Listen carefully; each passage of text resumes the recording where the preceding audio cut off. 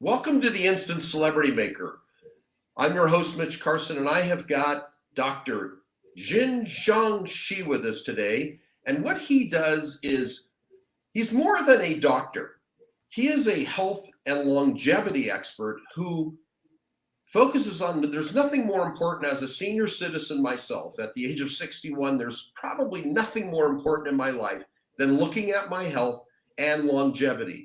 And I'm super excited to welcome Dr. Jinxiong, who's in Atlanta, who's going to help us understand better what we need to do in order to march forward with our health and our longevity. Welcome, doctor. Thank you, Mitch. Nice to be here. Yes. Now, take a second or two, not 1 second, that's too fast. Take a few, as long as you need, to introduce what you do that makes you unique, because that's really key. We had a little bit of conversation in advance, but I want to hear what makes you unique and what you do compared to the average physician. Good. So I have been an academic scientist for almost 35 years. Okay. In my scientific career, I have done extensive research to figure out ways to prevent major human diseases through preventive medicine. Okay. And in my research, we have identified biomarkers that can help people to figure out whether they are perfectly healthy or maybe they have some suboptimal health issues, and we can deal with these issues to help people to become healthier. All right, now tell us what is we had a little discussion about this, but what gives you the indices in order to choose where to go with someone's health? Because everything you do is customized, which gives you that distinction. You are a customized, you don't give everybody needs this supplement, needs fish oil. No, you get specific to the individual. Each has a thumbprint. Tell us about that. Yeah, so as an individual, we are all different. We have different genes, and we have different lifestyle, and we have different nutrition, and we also may take a very different supplements or not. So the genes and the lifestyle and the nutrition together can determine our health. But since we are all different, and we may need different nutritional components, we may need different supplements to help us become healthier and to prevent the major diseases that we encounter every day. Okay, great. And now the personal question, how would your friends describe you? I think they would say that I'm honest, I'm hardworking, and maybe a smart guy. Okay, well, that's good. Well, that's great. Great to describe you this way. So what is your greatest accomplishment? And that can be personal or business. Sure. I think I have done many different things in the last 4 decades or so.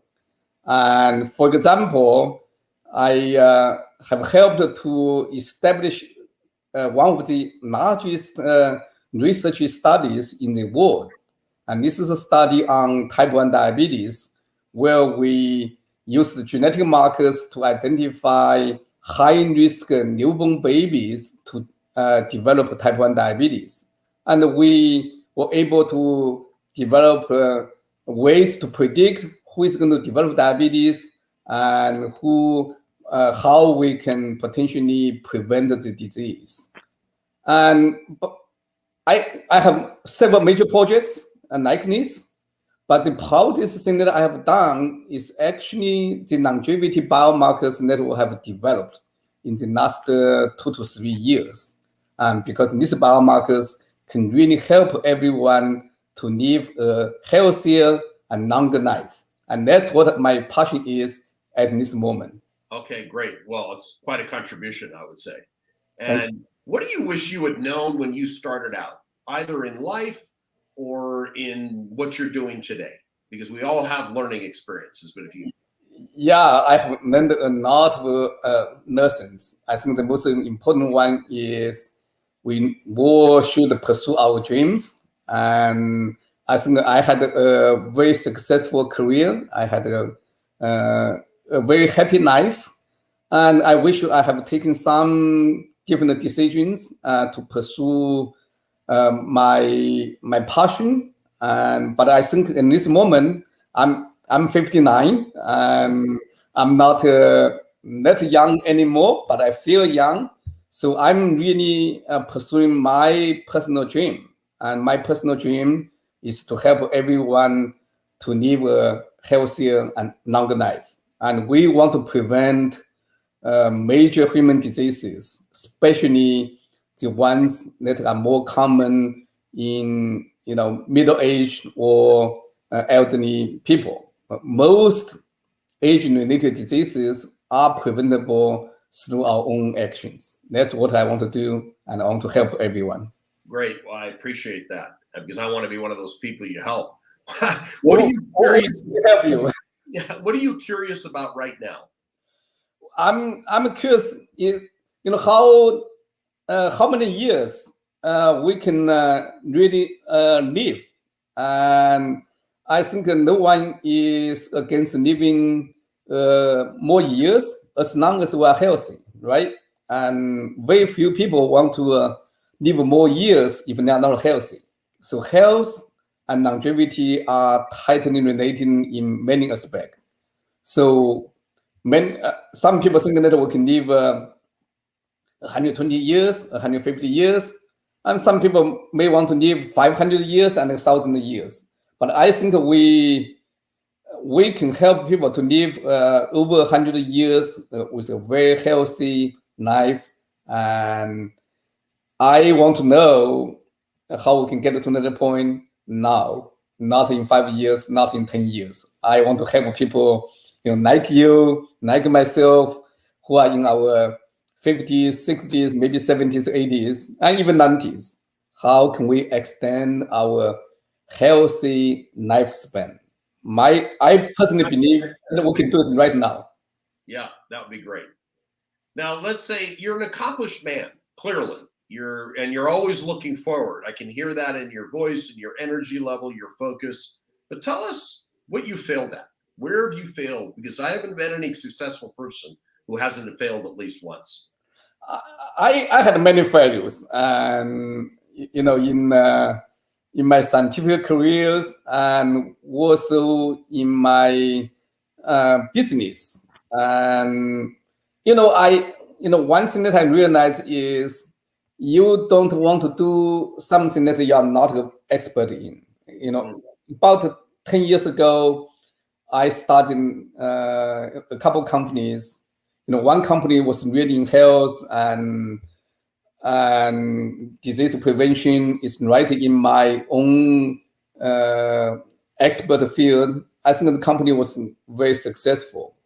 And then my friends and my hometown, my high school classmates, they kind of talked me into starting another company with them, which is completely outside of my own expertise. I knew nothing about it. I was a complete failure. So I think in life, you really want to do what you know well and try not to pretend to be an expert when you're not. That I have to applaud because I have made similar mistakes investing money in the .com and .bomb because I put a lot of money in this and it just all went away. I mean, and not small money, 6 figures money, right. and then lost it all. It was a tax write-off, but still that hurt. So I got involved in businesses that didn't relate. So I had to jump in and echo that that realization is don't get involved in something you don't know about. Right. Here's my favorite question. And I ask everybody this question because I'm always curious as a history buff, is if you could have coffee or tea with any historical figure, who would you choose? And the person has to be in the past life, no longer with us. Yeah, well, there are many. I would probably choose Steve Jobs. Okay. I admire him very much. The guy is very successful, and he had some failures as well. Sure. But he came back very strong, and he has really changed the world that we are living in right now. Well, you'll appreciate mine because it's from your home country. If I knew old Mandarin, I would have loved to have had tea with Confucius. Oh yeah, that would be great. Yeah. Yeah, or Lao Tzu. One of those two, because Yeah. of those old, they're this memorable Chinese figures. Yeah, that would have been no doubt about it. Yeah, that's a very good one. Yeah. I'll join you for coffee. Okay. Well, I think they drank tea back then, but it's all right. If you could, now let's bring it a little more current, Dr. Shi. Who's been your most important professional mentor? I have to say it was my PhD mentor. So I did my PhD training in southern France, Montpellier. And my advisor is a PhD scientist and who is a real expert in genetics, very accomplished. But what admired her the most is how much she cares about her students, and I'm one of them. And also, she forgave us for the mistakes we all make. And I made one of the biggest mistakes that a student shouldn't do. And so that was I try to tell my students all the time as well. So I was a PhD student. I did experiments. I had the data. Scientists do experiments and then publish the data. So I had everything. So I just wrote the paper up and sent it to a scientific journal. Mm-hmm. And then the editor of that journal happened to be a good friend of my mentor. And he wrote to my mentor, said, "Hey, we received this paper from your student, and we want you to take a look. It's a pretty good paper, but there are a few things that you need to fix." So that really embarrassed me, because that's not how you should do it. And normally you would write the paper up and check with your mentor, ask her or his opinion, and you change it so you make it a better product. So I didn't know. I got two friends from China, and it was about 2 years after I got there. I didn't really speak the French very well and didn't know how to do it. I didn't bother to ask, but she was so nice to me and did not blame me. Just set me down. Let's look at the paper, make it better. And so she is just the mentor of mentors. So I used her as a role model when I train my students. Well, and that says something about her, because as I mentioned before we started, I lived almost 11 years in Asia. And there's an Asian, and I'd say all throughout Asia, there's a very strong, let's say, practice of saving face. And she knew about saving face, because many Western people will tell you, you did bad, you did this in public. Yeah. And she didn't do that. So she knew about your culture and handled you correctly. Yeah, I mean, I learned so much from her, and I used her role model in my entire scientific career. And she cared so much about us, and I try to do the same with my students. Sounds like a nice woman. Yeah. And if you could go back to your 18-year-old self, what advice would you give your 18-year-old self? Wow. So I was in college. I went to college at 16. So I was in China or here? In China. I went to college in China at 16. Wow. So at 18 years old, I mean, we didn't have much choice of what field we wanted to go to when we were going to college back then. So I was the the second group who who were lucky enough to go to college after the Cultural Revolution in China. So we were happy to have a chance to go to college. So we didn't know what we wanted to do. So I would say that I wish I had a chance to choose what I wanted to do at that time, but I didn't. I changed my careers quite a few times afterwards, but it was fun. And looking back, and I think you always want to take on a career that really interests you, you're passionate about. I enjoyed going to work every day. I have worked very hard in my entire life. Normally 70+ hour weeks in my entire life, and that's because I really enjoy what I do.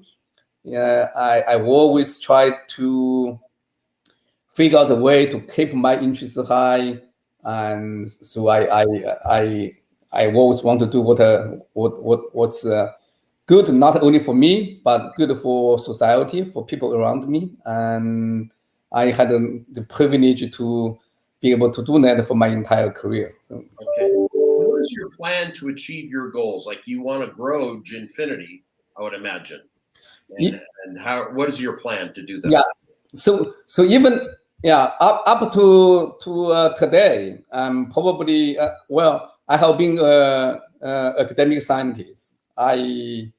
I am quitting my academic job at the end of this month. So you are the last person that I'm talking to as academic scientist.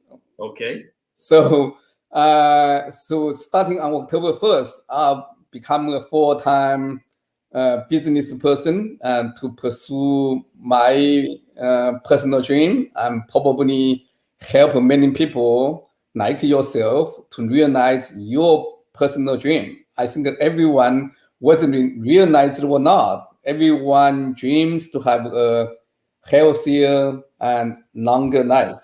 And I am going to devote the rest of my career, maybe the rest of my life, to help myself and help people like myself and to live a healthier life. And that's what I really want to do.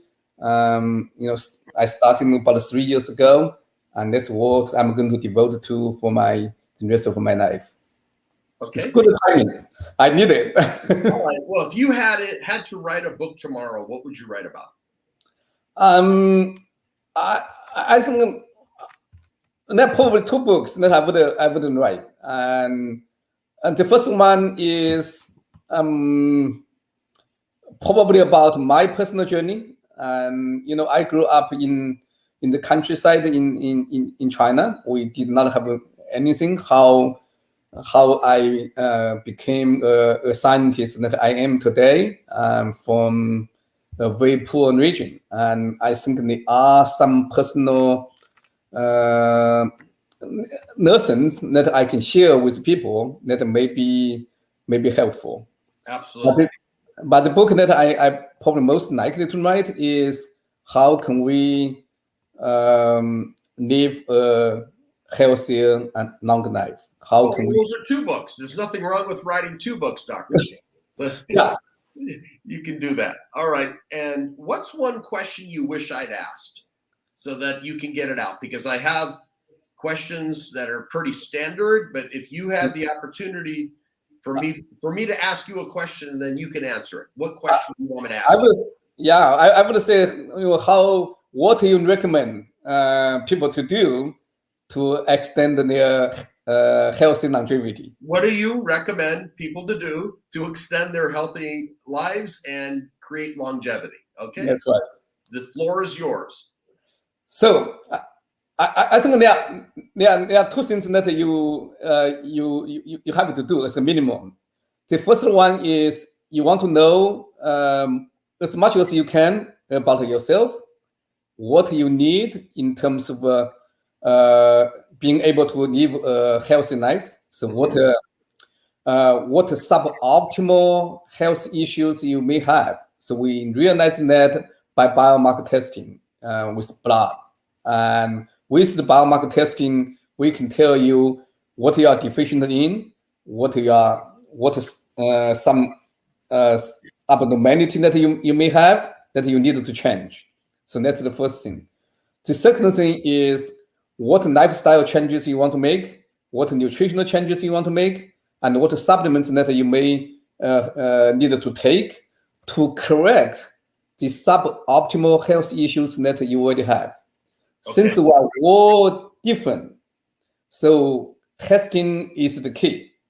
Got it. So what I propose to do is, test to find out what you need. Then take a personal or personalized actions.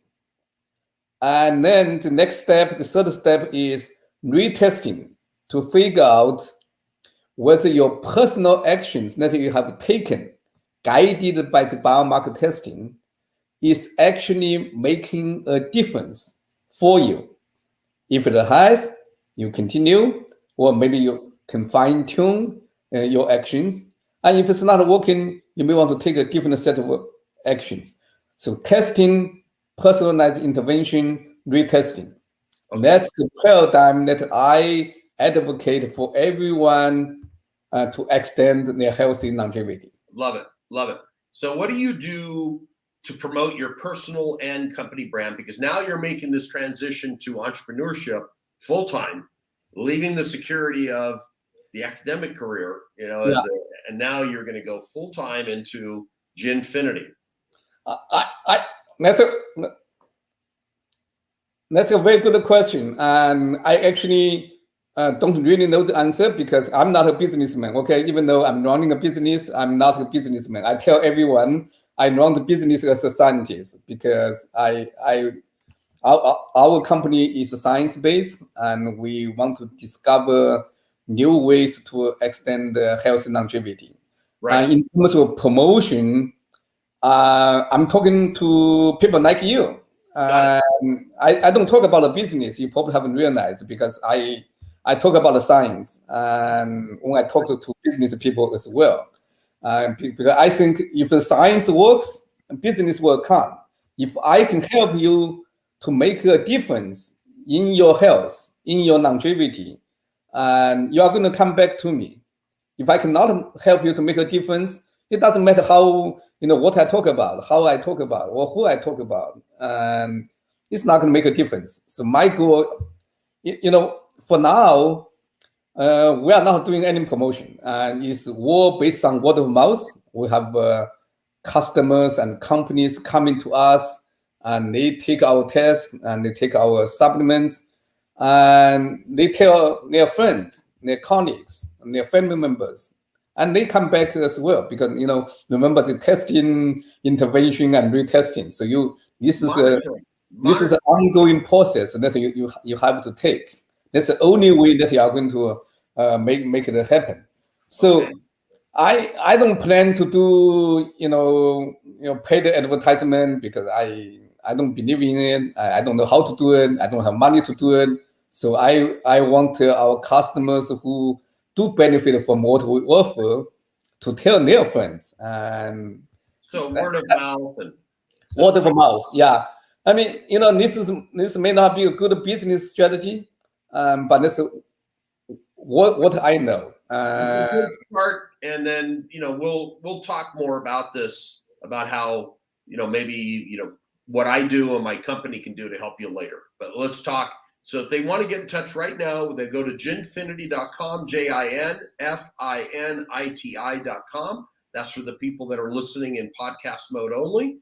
JINFINITI.com to understand and learn more about Dr. Shi. And I asked him at the beginning of the podcast what makes him different. And it's because of the testing and understanding the blood and the biomarkers, and then which way to go when diagnosing, because you have to diagnose before you prescribe. And not everybody needs fish oil. Not everybody needs vitamin D in big doses. So you will determine that, and then each person is customized with their own plan. And that's what I would say gives you great distinction and uniqueness, as opposed to everybody needs fish oil. That isn't necessarily true. You know, so it's great to have you.